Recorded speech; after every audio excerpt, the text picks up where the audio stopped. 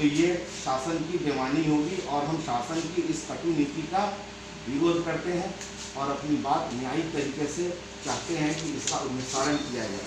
और यही ये बता देना भी जरूरी है कि डॉक्टर चंदेल की जो पहली रिपोर्ट वहाँ जाते ही हुई थी वो रिपोर्ट निगेटिव आ चुकी है और आपके संज्ञान में ये बात लाना उतना ही जरूरी है कि उनका जो दूसरा सैंपल गया था वो भी निगेटिव आ चुका।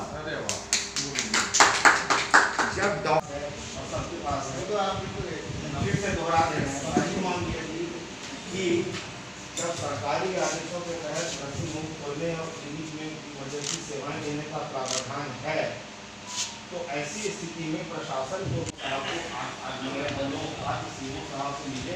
क्वारंटाइन की क्या गाइडलाइन फॉलो हो रही है इसको काम हमारे देखा गया।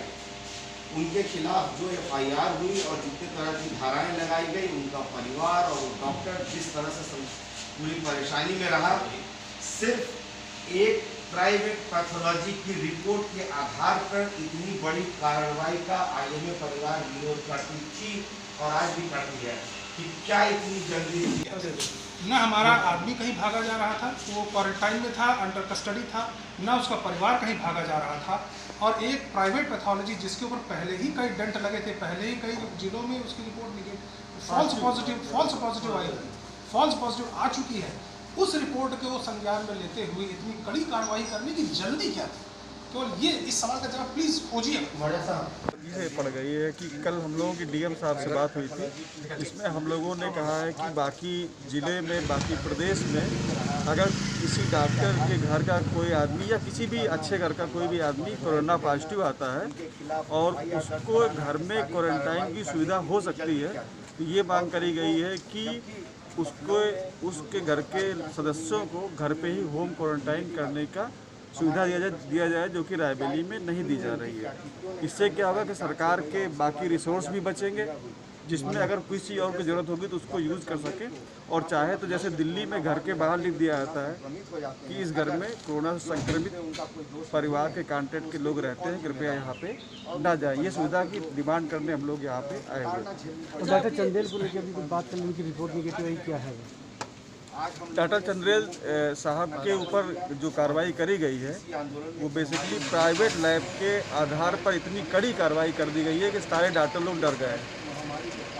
प्रशासन ने इस बात का भी इंतजार नहीं किया है कि सरकारी रिपोर्ट में क्या आता है, गलत आता है, सही आता है, ये इसका इंतजार नहीं किया गया और बहुत ही कड़ी कार्रवाई कर दी गई है।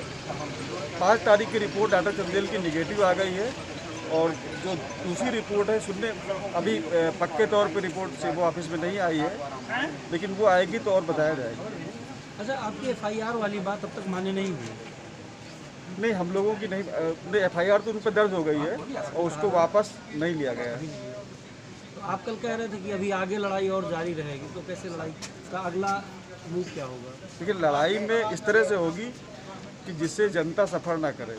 हम लोग सुबह IMA के लगभग सारे सदस्य टेलीफोन द्वारा सरकार के आदेश पे मरीजों को सुविधा दे रहे हैं, ऑनलाइन जो भी एडवाइस हो सकती है मरीजों को सुविधा दे रहे हैं और कुछ अस्पतालों को अलाउ किया गया है, उनसे जो है सुविधा मतलब दी जा रही है, मरीजों का जो इलाज संभव है वो किया जा रहा है। लेकिन हम लोग लड़ाई इस तरह से करते रहेंगे कि हम लोग बीच बीच में प्रशासन के अधिकारियों को अपनी बात जा कर अभी कहते रहेंगे। फिलहाल अगर उस पर कोई एक्शन नहीं हुआ तो हम लोग विचार करके कोई इस पर कड़ा कदम उठा सकते हैं।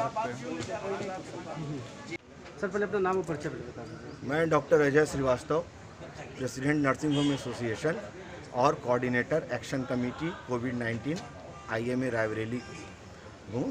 और हम लोग IMA की तरफ से सबसे पहले अपने सभी प्रेस बंधुओं का, मीडिया कर्मियों का हार्दिक धन्यवाद करते हैं कि उन्होंने हमारी बात को बड़े पुरजोर तरीके से अपने समाचार पत्रों में जगह दी और जनता तक सही बात को पहुंचाने में हमारी मदद करी। मित्रों, अभी हमारी लड़ाई ख़त्म नहीं हुई है। हमारे आंदोलन के अगले चरण में पूरा प्रदेश, UP state Indian medical association, UP state nursing home association, ये सब सपोर्ट मिल चुका है। हमारी प्रशासन से ये मांग रही है सिर्फ 2 पॉइंट की मांग रही है।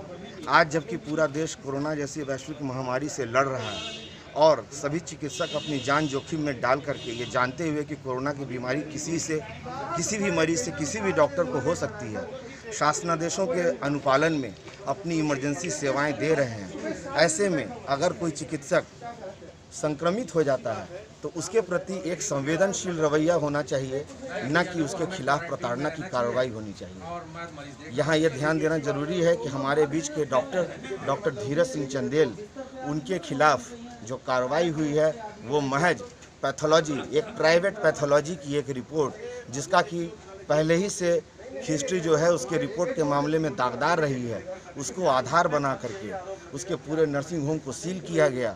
डॉक्टर को क्वारंटाइन में और उनके पूरे परिवार को अपार परेशानियों का सामना करना पड़ा। मीडिया द्वारा बैशिंग कराई गई और छवि धूमिल कराने की कोशिश की गई। न केवल ये बल्कि विभिन्न आपराधिक धाराओं में उनके खिलाफ FIR की प्रक्रिया क्या शासन की हड़बड़ी को नहीं दिखाता? क्या ये उचित नहीं होता कि पहले जांच हो जाती और उसके बाद ये सारी कार्रवाई होती? इससे जो चिकित्सकों में भय का माहौल एक व्याप्त है, उसके लिए कौन जिम्मेदार होगा?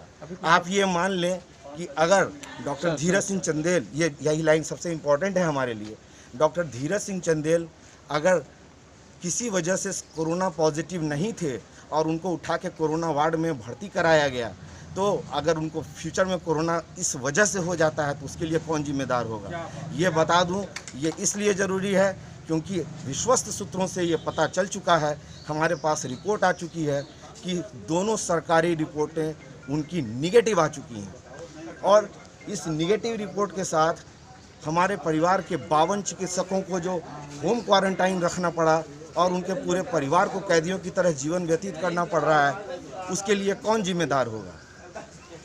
हमारी दूसरी मांग उतनी ही ये इम्पोर्टेंट है कि भारत सरकार के department of health and family welfare द्वारा जो भी गाइडलाइन है होम क्वारंटाइन की, उसकी व्यवस्था हमारे ज़िले में क्यों नहीं सुनिश्चित की जा सकती है, जबकि इसी देश में, इसी प्रदेश के विभिन्न जनपदों में डॉक्टरों का पॉजिटिव आने के बाद उनके परिवार को होम क्वारंटाइन दिया जाता है।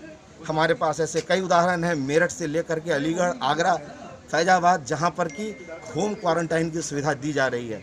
तो हमारा अंत में सभी मीडिया कर्मियों से आग्रह है कि हमारी बात जनता तक पहुंचाएं और इस लड़ाई में हम लोगों का साथ दें। हम चिकित्सक जो कि फ्री में टेली कंसल्टेशन की सेवाएं देने में आज भी पीछे नहीं हो रहे हैं, वैसे में हमारे प्रति एक संवेदनशील रवैया बनाए रखने की बहुत ज़रूरत है। धन्यवाद।